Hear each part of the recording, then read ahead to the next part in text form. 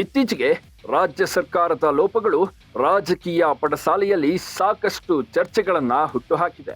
DCM DK Shivakumar ಅಂತೂ centre of attraction ಆಗಿದ್ದಾರೆ. ಡಿಕೆಶಿಯ ಪ್ರತಿಯೊಂದು ನಡೆಯೂ ದಿನಕ್ಕೊಂದು ಸುಳಿವು ಗೊಂದಲಗಳನ್ನ ಸೃಷ್ಟಿಸಿದೆ. ಒಂದೇ ಕಲ್ಲಲ್ಲಿ ಎರಡೆರಡು ಕಾಯಿ ಹೊಡೆಯುವಂತೆ ಡಿಕೆಶಿಯ ಪ್ರತಿ ಹೆಜ್ಜೆಯ ಬಿಸಿ ಕಾಂಗ್ರೆಸ್ ಹಾಗೂ ಬಿಜೆಪಿ ಎರಡು ಪಕ್ಷಗಳಿಗೂ ತಾಕ್ತಿದೆ.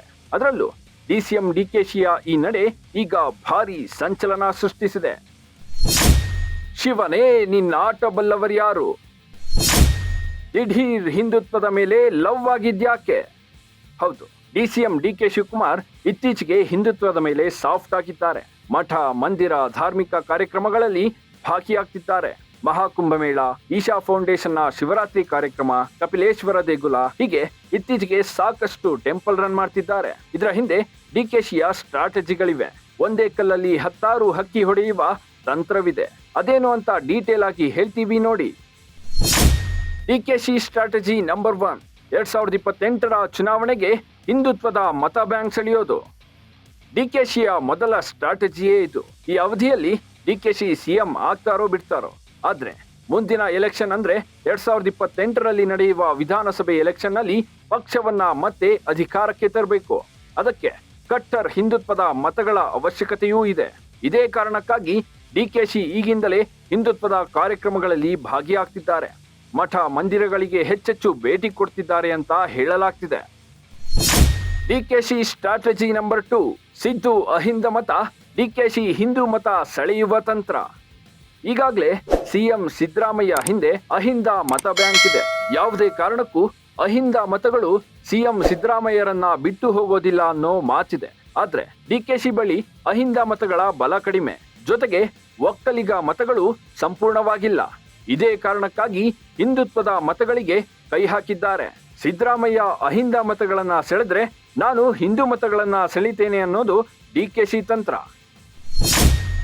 ಡಿಕೆಶಿ ಸ್ಟ್ರಾಟಜಿ ನಂಬರ್ 3, ತಾಲೂಕು ಜಿಲ್ಲಾ ಪಂಚಾಯಿತಿ ಎಲೆಕ್ಷನ್ಗೆ ಸಹಕಾರಿ. 3 ವರ್ಷಗಳ ಬಳಿಕ ತಾಲೂಕು ಪಂಚಾಯಿತಿ, ಜಿಲ್ಲಾ ಪಂಚಾಯಿತಿ ಎಲೆಕ್ಷನ್ಗೆ ಅಖಾಡ ಸಿದ್ಧವಾಗಿದೆ. ಮೇ ಅಥವಾ ಜೂನ್ ಹೊತ್ತಿಗೆ ಎಲೆಕ್ಷನ್ ನಡೆಯುವ ಸಾಧ್ಯತೆ ಇದೆ. ಒಂದೊಮ್ಮೆ ಎಲೆಕ್ಷನ್ ನಡೆದ್ರೆ ಹಿಂದುತ್ವದ ಸಾಫ್ಟ್ ಕಾರ್ನರ್ ವರ್ಕೌಟ್ ಆಗಲಿದೆ. ಹಿಂದುತ್ವದ ಮತಗಳು ಕಾಂಗ್ರೆಸ್ಗೆ ಬರಲಿವೆ ಅನ್ನೋದು ಡಿಕೆಶಿ ಲೆಕ್ಕಾಚಾರ. ಡಿಕೆಶಿ ಸ್ಟ್ರಾಟಜಿ ನಂಬರ್ 4, ವಾಜಪೇಯಿ ಅಡ್ವಾಣಿಯಂತೆ ಬುನಾದಿ ಹಾಕುವ ತಂತ್ರ. 90ರ ದಶಕದಲ್ಲಿ ಮಾಜಿ ಪ್ರಧಾನಿ ಅಟಲ್ ಬಿಹಾರಿ ವಾಜಪೇಯಿ ಹಾಗೂ ಅಡ್ವಾಣಿಯವರ ಕಾಲದಲ್ಲಿ ಬಿಜೆಪಿ ಸ್ಟ್ರಾಂಗ್ ಬೇಸ್ಮೆಂಟ್ ಹಾಕಲು ತಂತ್ರವೊಂದನ್ನ ಪ್ರಯೋಗಿಸಿತ್ತು. ಹಿಂದುತ್ವದ ಸೌಮ್ಯ ಮುಖವಾಗಿ ವಾಜಪೇಯಿ ಮತ್ತು ಉಗ್ರ ಮುಖವಾಗಿ ಅಡ್ವಾಣಿಯವರನ್ನ ಬಿಂಬಿಸಿ ವೋಟ್ ಪಡೆಯುವಲ್ಲಿ ಸಕ್ಸಸ್ ಆಗಿತ್ತು. ಆದ್ರೀಗ ಅದೇ ತಂತ್ರವನ್ನ ಸಿಎಂ ಸಿದ್ದರಾಮಯ್ಯ ಹಾಗೂ ಡಿಸಿಎಂ ಡಿಕೆಶಿ ಅನುಸರಿಸುತ್ತಿದ್ದಾರೆ ಅಂತ ಹೇಳಲಾಗ್ತಿದೆ. ಯಾಕಂದ್ರೆ ಸಿದ್ದರಾಮಯ್ಯ ಅವರು ಕಡು ಜಾತ್ಯತೀತ ನಾಯಕ.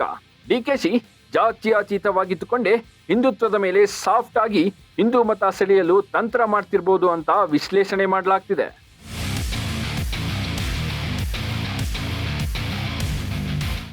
ಒಟ್ನಲ್ಲಿ ನಾನು ಕಾಂಗ್ರೆಸ್ ಪಕ್ಷದ ಕಟ್ಟಾಳು ಅಂತ ಸದಾ ಹೇಳಿಕೊಳ್ಳುವ ಡಿಸಿಎಂ ಡಿಕೆಶಿ ಕೂಡ ಕಾಂಗ್ರೆಸ್ನ ತತ್ವಗಳನ್ನೇ ಪರಿಪಾಲನೆ ಮಾಡಿಕೊಂಡು ಬಂದಿದ್ದಾರೆ.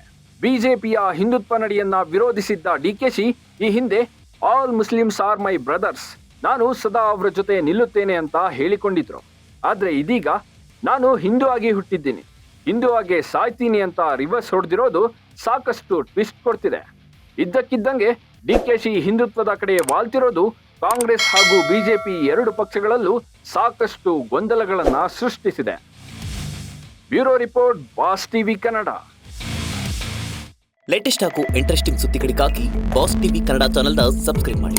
ಹಾಗೆಯೇ ಬೆಲ್ ಐಕಾನ್ ಪ್ರೆಸ್ ಮಾಡಿ. ಇದರ ಜೊತೆಗೆ ಫೇಸ್ಬುಕ್, ಇನ್ಸ್ಟಾಗ್ರಾಮ್, ಎಕ್ಸ್ನಲ್ಲೂ ಮಿಸ್ ಮಾಡದೆ ಫಾಲೋ ಮಾಡಿ.